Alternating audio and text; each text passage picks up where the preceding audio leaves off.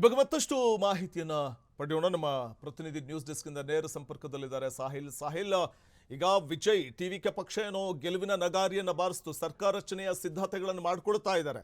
ಆದರೆ ವಿಜಯ್ ಮುಂದಿರುವಂತಹ ಸವಾಲುಗಳೇನು, ಅದನ್ನು ಹೇಗೆ ನಿಭಾಯಿಸ್ತಾರೆ ಅಂತ, ಹೇಗೆ ಟ್ಯಾಕಲ್ ಮಾಡ್ತಾರೆ ಅಂತ ವಿಜಯ್? ವಸಂತ, ತಮಿಳುನಾಡಿನಲ್ಲಿ 3.5 ದಶಕದ ನಂತರ ನಡೆದಿರುವ ಅತಿದೊಡ್ಡ ಪೊಲಿಟಿಕಲ್ ವಿಪ್ಲವ ಇದು.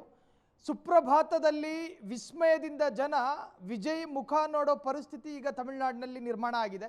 ಸರಿ, ಈ ಪಾಪ್ಯುಲಾರಿಟಿ ಅಥವಾ ಜನಪ್ರಿಯತೆ ಮತವಾಗಿ ಪರಿವರ್ತನೆಯಾಗಿ ಅಧಿಕಾರವನ್ನು ತಂದು ಕೊಡಬಹುದು. ಆದರೆ ಈ ಪಾಪ್ಯುಲಾರಿಟಿ ಒಬ್ಬ ಉತ್ತಮ ಆಡಳಿತಗಾರನನ್ನಾಗಿ ಮಾಡೋದಕ್ಕೆ ಸಾಧ್ಯನಾ? ಸರ್ಕಾರಕ್ಕೊಂದು ಫಿನಾನ್ಷಿಯಲ್ ಡಿಸಿಪ್ಲಿನ್ ಅನ್ನೋದಿರುತ್ತೆ, ಆರ್ಥಿಕ ಶಿಸ್ತು ಅಂತ ಕರಿತೀವಿ.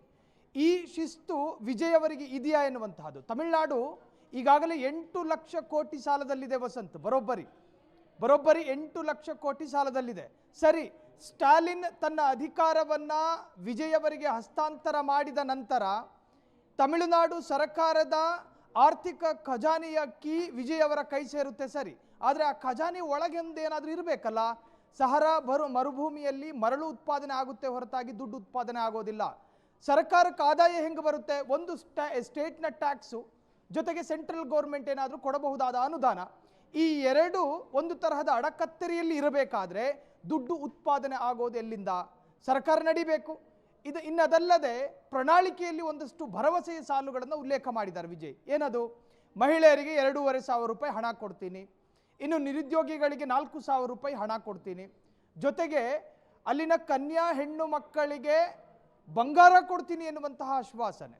ಇರಲಾರ್ದೆ ಬೆನ್ ಕೆಳಗೆ ಇರುವೆ ಬಿಟ್ಕೊಂಡ್ರು ಅಂದಂಗೆ ವಿಜಯ್ ಟಿವಿಕೆ ಪಕ್ಷದ ಗೆಲುವಿಗಾಗಿ ಈ ತರಹದೊಂದು ಪ್ರಣಾಳಿಕೆಯನ್ನು ಬಿಡುಗಡೆ ಮಾಡಿದ್ರ ಎನ್ನುವಂತಹ ಕೆಲವೊಂದು ಚರ್ಚೆಗಳು ಕೂಡ ಶುರುವಾಗಿದೆ. ಈಗಾಗಲೇ ತಮಿಳುನಾಡು ಸರ್ಕಾರ ಬರೋಬ್ಬರಿ 8 ಲಕ್ಷ ಕೋಟಿ ಸಾಲದಲ್ಲಿದೆ. ಈ ಹೊರೆಯನ್ನು ಸಹಿಸಿಕೊಳ್ಳೋದಕ್ಕೆ ಟಿವಿಕೆಯ ನಿರ್ಮಾತೃ ಸ್ಥಾಪಕಾಧ್ಯಕ್ಷ ವಿಜಯ್ ಅವರ ಭುಜಕ್ಕೆ ಸಾಧ್ಯನಾ ಈ ಹೊರೆ ಹೊರೋದಕ್ಕೆ ಅನ್ನುವಂತಹ ಪ್ರಶ್ನೆಗಳು ಕೂಡ ಕಾಡ್ತಾ ಇದೆ.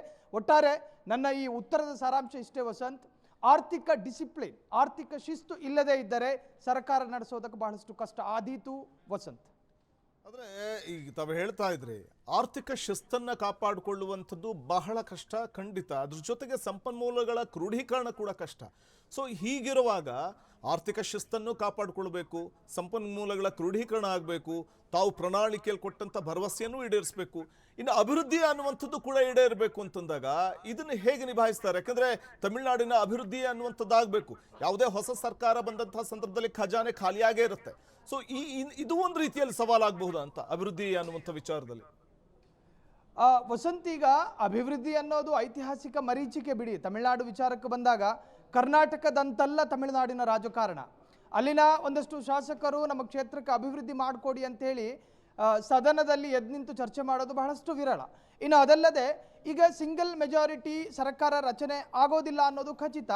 ಹಿಂಗಿದ್ದಂತಹ ಸಂದರ್ಭದಲ್ಲಿ ವಿಜಯ್ ಅವರ ಪಕ್ಷಕ್ಕೆ ಅತ್ಯಂತ ಸಂಖ್ಯೆಯ ಶಾಸಕರು ಇರೋದ್ರಿಂದಾಗಿ ತನ್ನದೇ ಪಕ್ಷದ ಶಾಸಕರು ಅಭಿವೃದ್ಧಿಯ ಬಗ್ಗೆ ಮಾತನಾಡೋದು ಬಹಳಷ್ಟು ಕಡಿಮೆ ಆದೀತು. ಇಂತಹ ಸಂದರ್ಭದಲ್ಲಿ ಡೆವಲಪ್ಮೆಂಟಿಗಾಗಿ ಹಣವನ್ನು ನಿಯೋಜನೆ ಮಾಡೋದು ಕೂಡ ಟಿವಿಕೆಗೆ ಅಷ್ಟೊಂದು ದೊಡ್ಡ ಮಟ್ಟಿಗಿನ ಸವಾಲು ಆಗೋದಿಲ್ಲ. ಇಂತಹ ಸಂದರ್ಭದಲ್ಲಿ ಸ್ವಲ್ಪ ಆರ್ಥಿಕವಾಗಿ ಏನೋ ರಾಜಾರೋಷವಾಗಿ ಅಲ್ಲೊಂದಷ್ಟು ತಿಂಗಳುಗಳ ಕಾಲ ವಿಜಯ್ ಅವರಿಗೆ ಯಾವುದೇ ತರಹದ ಆರ್ಥಿಕ ಸಂಕಷ್ಟ ಎದುರಾಗೋದಿಲ್ಲ ಎನ್ನುವಂತಹದ್ದು ಇತ್ತೀಚೆಗಿನ ಬೆಳವಣಿಗೆಯಲ್ಲಿ ಅರ್ಥ ಆಗ್ತಾ ಇದೆ ವಸಂತ್. ಧನ್ಯವಾದ ತಮ್ಮ ಮಾಹಿತಿಗಾಗಿ ಸಾಹಿಲ್.